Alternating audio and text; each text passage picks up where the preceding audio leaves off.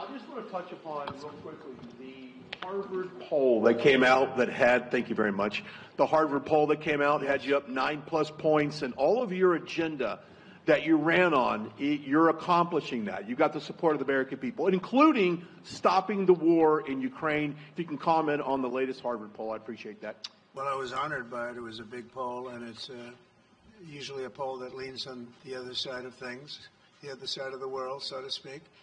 But the Harvard poll is a respected poll, and it has us not only leading, but leading by a lot, and leading on every single issue that we've talked about. And as I said, we've become the party of common sense, and I think that's a very important element now, common sense, because what's happening in the world and even in this country, some of the things that took place, many of them are now canceled, and the rest are being canceled as we speak. But we've moved very rapidly and I think very effectively. So I was honored by that poll. Thank you very much. Appreciate it. With you meeting in Saudi Arabia with President, what happened regardless any progress on the Ukrainian part? Yeah, I think the meeting in Saudi Arabia was a fantastic one. We met with the Crown Prince. It was a fantastic young guy. He's young, but with great imagination and tremendously respected all over the world. And he goes right to the king, and the king is incredible. Gotten to be friends with both of them very much, and they want to see this ended, and they're going all out to make sure that it is ended. I think Russia, likewise. I've spoken to President Putin, and my people are dealing with him constantly, and his people in particular. And they want to do something. I mean, that's what I do. I do deals. My whole life is deals. That's all I know is deals.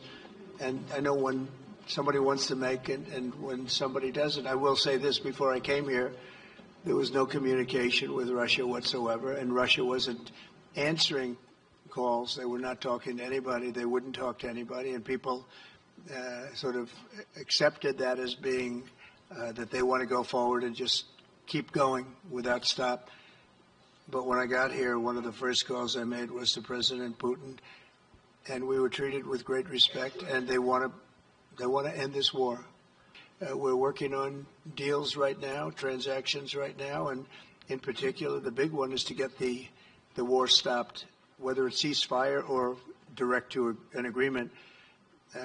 I'd like to go directly to an agreement, but ceasefire will always happen a little bit quicker. And every day you're saving thousands, or at least hundreds, but thousands in some cases lives. So we want to see if we can get that done. Mr. Macron, you were one of the last Western leaders to speak to Putin before Ukraine's invasion. What advice, what recommendation could you make to President Trump to make sure that this time you can get strong enough guarantees from Putin to get a peace deal that lasts this time? And Mr. President Trump, what makes you think you can trust Putin in those negotiations? Thank you. Look, I will never give any advice to President Trump. We have friendly and trustful discussion, but my experience with President Putin is the following. Number one, I always think it's good to have discussion with other leaders, and especially when you disagree. I stopped my discussion with President Putin after Bucha and the war crimes because I considered that, we had nothing to get from him in the time. Now this is a chance. There is a big change because there is a new U.S. administration. So this is a new context.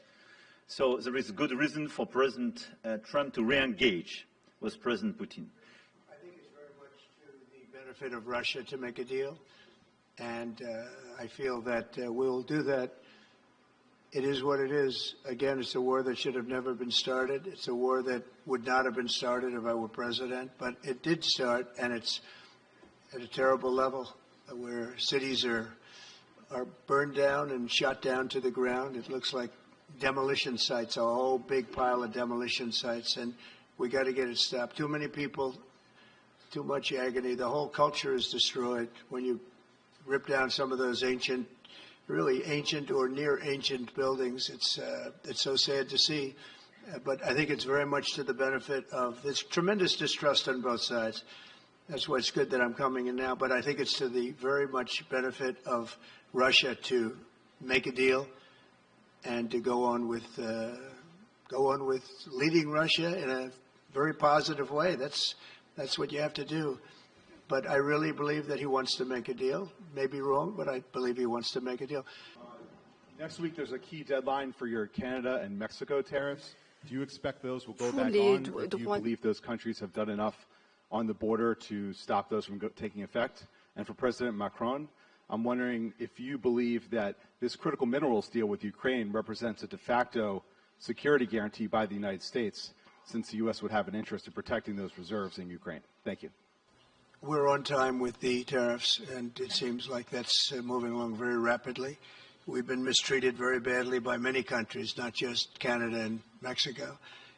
We've been taken advantage of. We were led by, in some cases, fools, because anybody that would sign documents like they signed, where they were able to take advantage of the American people, like has happened over the last long period of time, except for a little 4-year period that took place 4 years ago.